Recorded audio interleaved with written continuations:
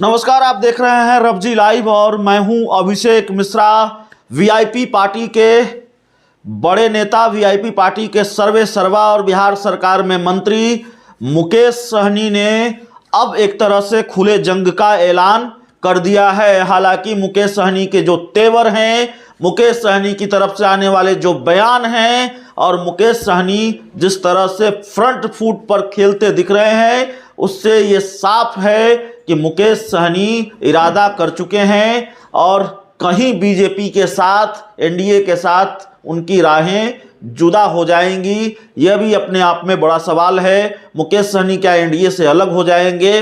कम से कम संकेत तो उन्होंने दे दिए हैं और बड़े मजबूत संकेत दिए हैं। आज मुकेश सहनी ने जो कुछ भी कहा है उससे भी यही संकेत मिलता है कि मुकेश सहनी शायद अब मन बना चुके हैं कि अब एनडीए से अलग हो जाना है। हालांकि एनडीए से अलग होने का ऐलान मुकेश सहनी ने नहीं किया है और ना ही बहुत जल्दी ये तस्वीर सामने आ जाएगी कि मुकेश सहनी एनडीए से अलग हो रहे हैं, लेकिन घटनाक्रम उस दिशा में बढ़ता दिखाई दे रहा है।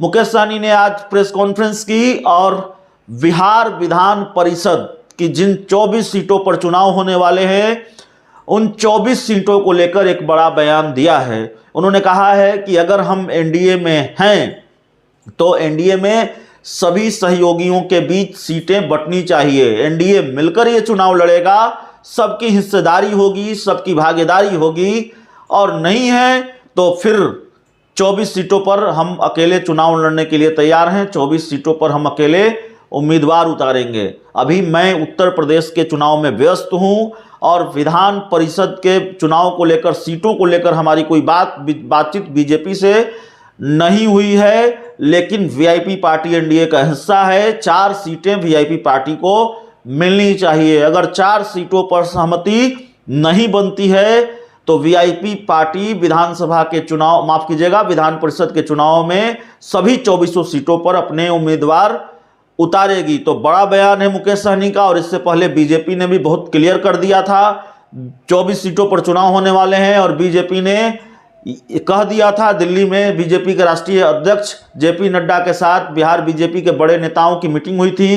प्रदेश अध्यक्ष डॉक्टर संजय जायसवाल और डिप्टी सीएम तारकिशोर प्रसाद मिले थे बीजेपी के राष्ट्रीय अध्यक्ष जेपी नड्डा से, और उसके बाद डिप्टी सीएम तारकिशोर प्रसाद ने कहा था कि 13 सीटों पर बीजेपी लड़ेगी, क्योंकि जिसके पास जितनी सीटें हैं उतनी सीटों पर वो राजनीतिक दल चुनाव लड़ेगा। तो बीजेपी के पास 13 सीटें हैं, बीजेपी लड़ेगी। 11 सीटों पर जेडीयू लड़ेगी। बाद में उन्होंने वीआईपी पार्टी को लेकर भी बयान दिया और ये कहा कि हम तो मुकेश सहनी को एमएलसी बना ही चुके हैं।